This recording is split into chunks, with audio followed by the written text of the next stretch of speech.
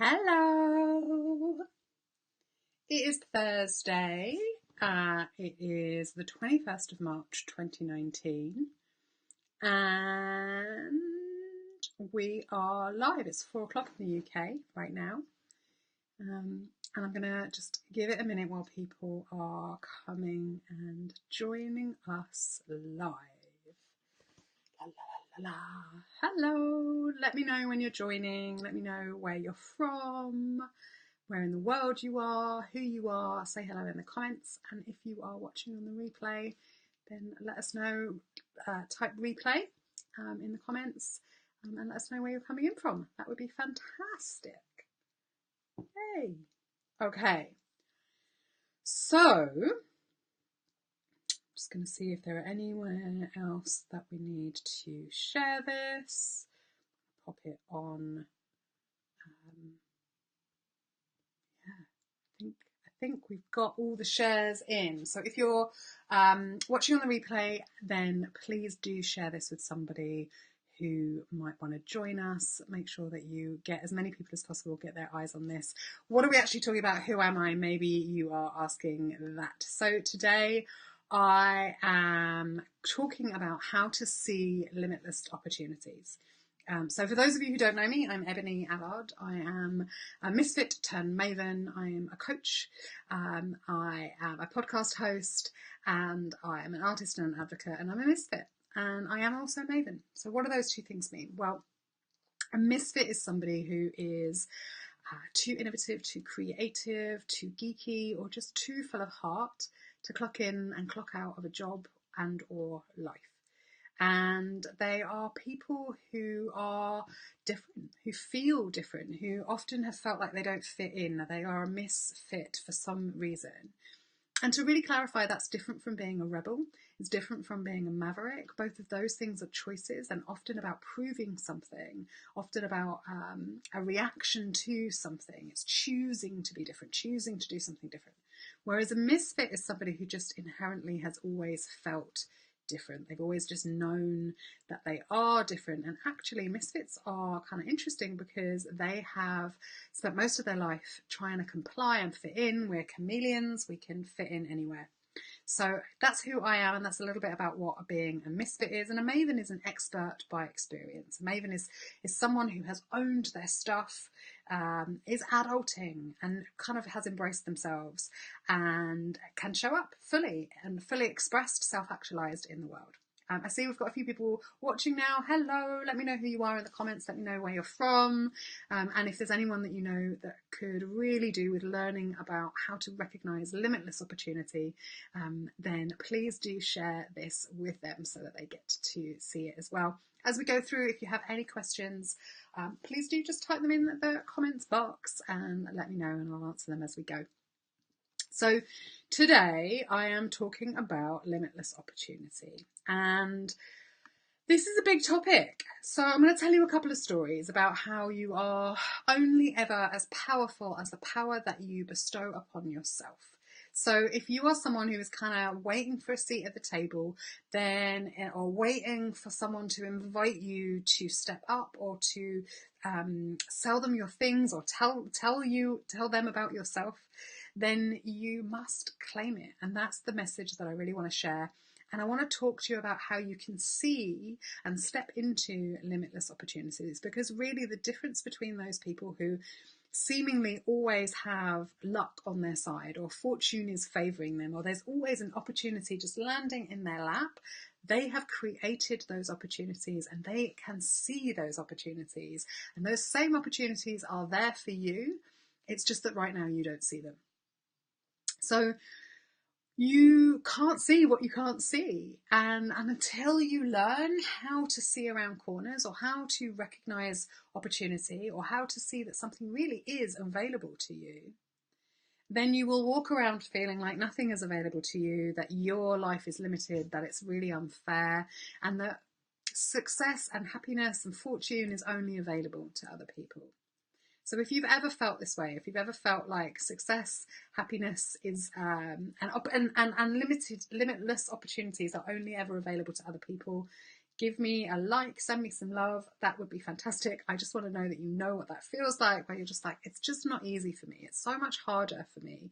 There aren't these beautiful, easy opportunities around for me in the same way as there are for everybody else. And I really used to feel like that. Really used to feel like everybody else has it easier. Everybody else gets like these beautiful synchronicities, or asked to come and speak on stages, or they get asked to be on podcasts, or they get asked, or they've got a space at the adult table, they've got a space at the grown-up table because somebody asked them to. And that is the biggest lie out there. It's so not true. When you see people with media opportunities, or you see people with clients, you'll see people with great friends and limitless opportunities going on around them, they created that for themselves by shifting their vibration, by taking action immediately, like not dilly-dallying, not being like, oh, I don't know if it's the right thing. Should I invest? Oh, I'm not sure. They do it. They just take action. So I'm going to dive in a little bit more. And I want to really start by telling you a story. So one of the things that my clients will tell you that they hear me say all the time is that the way that you do anything is the way that you do everything. And so very often, when we are looking to see your patterns, when we're looking to see where the issues are for you, we might look in a different area than you might think. So if you are having issues with your money or your career, we might look at your relationships. And if you're having issues with your romantic or intimate relationships, we might look at how your health is. And the reason for that is that it's often easier to see patterns in areas that aren't so emotionally charged. So quite a lot of you who are watching this are really interested in running your own businesses, or making money, or having a revenue stream that isn't a job, that you'd like to have more freedom in your life. And I really absolutely get that. But I want to tell you a story about something to do with relationships in my life, and when I really, really recognized that I was getting in my own way, and when everything shifted for me. So about 2 years ago, I was in Montana with my mastermind group that I was a part of at that time, and we were staying in a hotel, really lovely hotel in Montana, and we'd been upstairs working. I was working with Lisa Fabrica at the time, and as a group of 10 of us, we were in that space, and we had hot seats. We had an opportunity for each one of us to do some work on ourselves and to talk about things that were going on for us. And one of the things that I was talking about was just like, there's a load of things that I want. I want to be seen. I want to be taken seriously. I want to be invited to speak on stages. I want higher level clients. I want these different things, but it's just not available to me. It's not available to someone like me. Other people get opportunities. There's things open up for them, and they're just able to step into them. And that stuff just doesn't happen for me. And we'd finished my session, and there was a bunch of stuff that Lisa had talked about, and that the rest of the group had asked me questions about to do with that. And there was a suggestion that maybe I just wasn't seeing it. Maybe I was so focused on it not being available for me that I couldn't see the opportunity when it was right in front of my face. I was like, that's not how it works. I'm looking everywhere for these examples. And then we all went on a coffee break. We went downstairs, and we'd been staying in this hotel for a couple of days at this point. We'd met all of the staff, and there was a new man working at the coffee shop. And he was a beautiful barista, very, very handsome, very rugged barista, but he was very attractive, and he was at the front of the line. The line was very long. And he was smiling and flirting and laughing and joking with everybody, and making them coffee and doing their orders. And I was towards the back of the line, and I was watching this flirting and talking with my friend about what a cute guy he was, and how guys like that just aren't available for girls like me, because I'm this and I'm that and I'm the other. And I was probably saying, I'm fat and I'm this and often using my weight as a thing, right? Like, no one is going to even see me. It's people like that aren't available for me. And we got to the front of the queue, and I ordered my coffee, and she ordered hers, and we had a chat, and it was flirty and fun and lovely, and he'd been like that with everyone. And I went to leave, I was doing something with my coffee, probably stirring and putting some sweet sugar in or whatever. And my friend Natalie, who I'm going to do a live with next week, who you'll get to meet. But my friend Natalie said, that's a classic example. Like just then, we just had an example of what we were talking about upstairs. I was like, I don't know what you're talking about. And she was like, well, this guy, and she was kind of whispering, but he could hear, it was in earshot, and I was mortified and hugely embarrassed. And I was like, can we just go and have this conversation somewhere else? She's like, this guy I tried to give you his number, and you completely dismissed him. Like you didn't even see it, and you completely dismissed him. I was like, he did not. That guy did not try and give me his number. Like, you are ridiculous. Let's go. And he said, I just need to interrupt you. I totally did just try and ask you out. I totally did just try and give you my number, and you completely blanked me and didn't see it at all. I was like, what? And then I felt really ganged up on and really defensive. And you know how when someone's saying something that's kind of emotionally triggering for you and difficult for you to hear, everything goes funny, and you're like, you want to just scream back and you want to defend yourself, and there's so much going on inside. And one of the tools that I have learned in that moment is to use what used to be really easy for me. So that feeling of disassociation that I know a lot of you can do in uncomfortable situations, is to turn that disassociation into witnessing. So instead, I just kind of stepped outside my body, witnessed the situation and listened, like really chose to listen to what was going on. And he said, I would love to get to know you more. I was overhearing the kind of conversations that you were having in the queue. You look like a really interesting person. Plus, you're British. Are you available tomorrow night or tonight, or are you around? And I was like, oh well, I leave tomorrow anyway. Long story short, he gave me his number. We went out that evening. We had a really lovely time, and actually we made it work because he was working and he was working on the bar, and we hung out together, and I hung out at the bar, and in between we got to chat, we got to know each other, and we had a really nice time, and it was a beautiful relationship that it turned into for the period of time that I was there. And that story has always stayed with me, because I would have, if I hadn't had that pattern interrupt, if Natalie hadn't said, hey, this is something that you were just talking about upstairs in other scenarios and other situations, and here is a real life example of where it's being played out for you, where I can see something that's available for you, and the story you're telling yourself, it's not available for me, so you're not even seeing it, you're not receptive to it. That's what's going on. And so it stayed with me because it was a real life example, and it was emotional for me, and it moved things for me. Now, ever since then, I have really observed all situations. Like, am I telling myself a story here? Am I arguing for my limitations rather than my possibilities? And what would happen if I believed in myself? What would happen if I believed that this opportunity was available for me? And what kind of beliefs would I have if I was someone who got this stuff all the time? What kind of identity would I have? What would I be saying about myself? What would I be thinking? How would I be standing? What would be going on in my body if I was someone for whom this was available all of the time? And so one of the main things to remember when you're looking to find opportunity is to step into the essence of the version of you that has that already.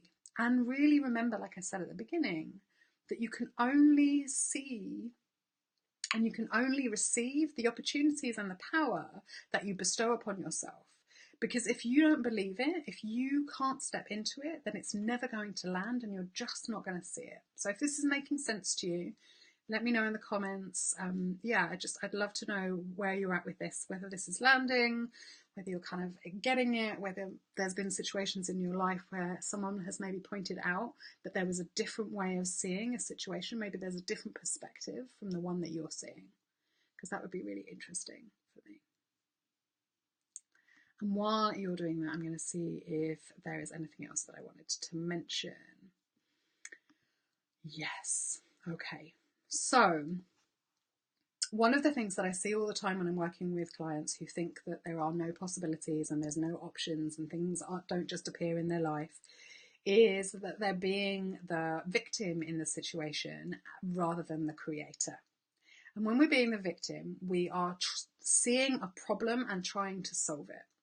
And when we are seeing a problem and trying to solve it, we're coming from a place of lack, we're coming from a place of scarcity, we're coming from a place of there being a problem to solve. And so we want a quick fix. We want to relieve our pain as quickly as possible. We want to find a band-aid and put it on. Okay.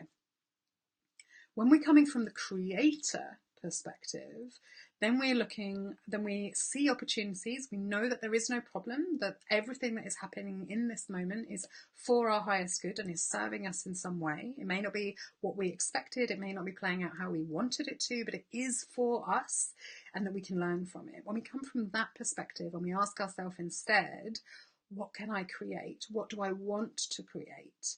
What is my intention in this situation? Then we get to create something longer lasting, and we may take a sidestep. The thing that might come to us might be completely illogical and different from what we imagine, but it will take us to a place where our brain chemistry is shifted and we can see more opportunities, where more is available to us. And so if you ever find yourself in a position where you can't see any possibility, there's no way out, you can only see a problem to be solved, then remember that you are essentially looking into a corner this way, you are being a victim, and you are asking yourself, how can I solve this problem? And what you get to do is you get to turn around, look at the whole of the rest of the world and all of the different possibilities that are available to you, all of the different ways that you could create something here, and ask, what do I want to create? From a creator perspective, what is the situation I want to create? What's the energy I want to create? What's the dynamic I want to create? What's the intention that I want to create? Is this making sense to you? Great story, Ebony. Thanks for sharing. I like the term pattern interrupt. Is that an NLP thing? I think it is, amongst other things. I think pattern interrupting is not just an NLP thing. It's, I don't.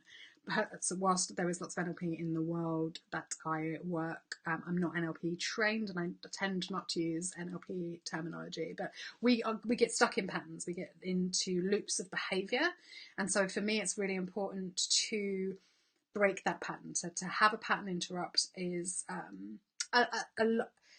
often we can find ourselves in some kind of spiral or loop, and it's us using our prefrontal cortex. It's us using the front of our brain to find the quickest, easiest solution, and then also leaning back on our basal ganglia, which does patterns, so it uses less energy and likes bigger movements that we do all the time. So it goes, oh, we've been in this situation before, what pattern can I run? This one. So this is two different parts of our brain working together. And when we can interrupt it and not make assumptions, when we can go, oh, is this an assumption? Is this a fact? If I always do what I've always done, I'll get what I've always got. Do I want something different? Yes, I need to do something different. So I hope that makes sense to you and answers that question, Bridge. Okay. Any other questions that any of you have got?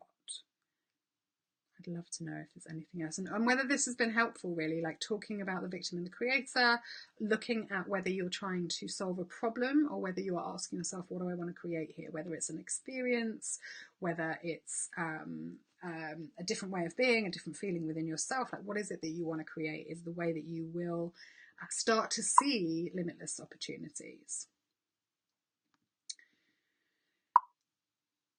Fab, thanks. Okay, so the last thing that I wanted to say on this broadcast today, on this live, is I wanted to talk a little bit about getting into the pattern of seeing multiple avenues or seeing multiple angles. So one of the things that I love to do with my clients is when there's a situation come up where you've got choices, where there's different ways that you could do things, most of the time there's one way that you would normally or naturally go about doing that thing, right? And so let's say, for example, that it's laying the table. And it's something you do all the time. You do it potentially with your kids, or maybe you do it all the time. But so let's say the table needs to get laid, or it would be great if the table was laid so that you could have dinner. It might be that for 99% of the time, you just do it the same way, which is you do it and you lay it the same way and you get the same cutlery out and you lay it in the same order and you do all the same things. And it's those simple tasks that you can mix up. It's those simple tasks that you can say to yourself, what are 3 ways that the table could get laid? Now, when you ask it like that, You're like, what are 3 ways that the table could get laid? Then you start to practice. Well, I could ask the kids to do it. I could do it myself. I could hire someone to do it. I could lay it this morning while I'm doing breakfast and read. Like, there's so many different ways, right? This is a kind of trivial example, but I want you to start thinking of 3 different ways that things could get done. And the more often you do that, and you're like, oh, well, I could walk there. Oh, I could drive. Oh, I could get a cab. When you start practicing thinking of the different ways that you could do something, it becomes natural for your brain to do that more often. So it starts to do that in complex situations. So if you can practice doing it in trivial situations, you will find that your brain starts to find many, many more creative solutions and answers to situations that you find yourself in. And that is a way of seeing limitless opportunity or limitless potential rather than just the one thing that you always and normally see. When you're feeling a bit blank or a bit stuck, how do you get back into creation mode?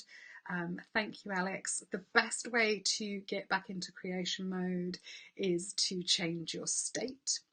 So if you are feeling stuck, it means the energy is stuck. And so the best thing you can do is move. The best thing you can do is completely remove yourself from the current situation, the current state that you're in. I think that going for a walk around the block, having a kitchen dance break, making yourself a cup of tea, like just moving the energy is a really, really good way to do that, is to go and do something different, to focus on something different, and to literally change your perspective. So go somewhere else, shift the energy around, and to stop seeing it as a problem and ask yourself instead, like I said, what do I want to create? Because when you're feeling stuck and you're feeling a bit blank, it's because you have got some kind of focus or some kind of expectation of how it's going to get done. And so if you can change your state and you can go and do something else, yes, I'm a big fan of the kitchen dance break. And there are tons and tons of playlists on my Spotify, which I'm really happy to share. But I do things like that because it's really, really important just to shift your state, change the energy, and then come back to the question, what is it that I want to create? What is my intention here? What is my intention behind this? Because we can get so lost in solving the problem. So I really hope that that helps and answers your question. Any other questions that you've got? That would be, I'm really up for answering your questions around this. But I just wanted to share really those 2 simple tools, right? Know that it is available to you. What would you be thinking? How would you be acting? How would your energy be? What would you be focusing on if you knew that it was available to you? What would happen if you shifted from arguing for your possibilities and your opportunities rather than your limitations and put the same amount of energy into thinking, what if I could do this? And just even answering your question, like, if I could do this, how might I do it? You know, changing the questions that we ask ourselves is a really good thing to do. Shifting your perspective, physically moving, changing your state and your energy, because the more positive we are, when our brains are in positive, neutral or positive rather than negative, they think better. There's more blood that is circulating faster. When we're stressed or anxious, the blood in our brain is thicker, heavier, it takes more time to go around. We're 20% more stupid when we're stressed, genuinely.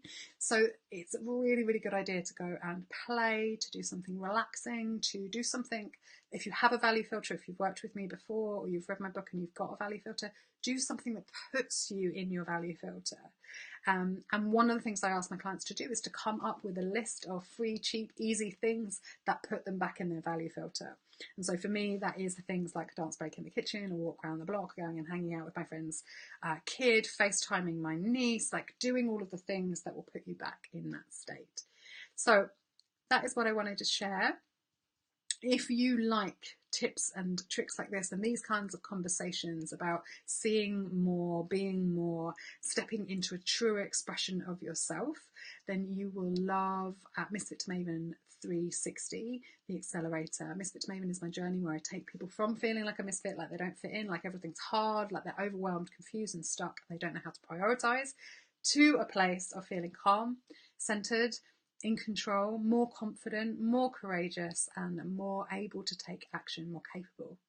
And if that feels like something that you are interested in, the next round starts on the 1st of April. We're enrolling now. If you enroll this week, you get 2 of my other courses for free, and I'm really happy to talk to you about them. One of them is the Work Less, Play More 8-day course, which is a fantastic one that's going to really shift your perception on yourself, the roles that you play, and how hard everything is.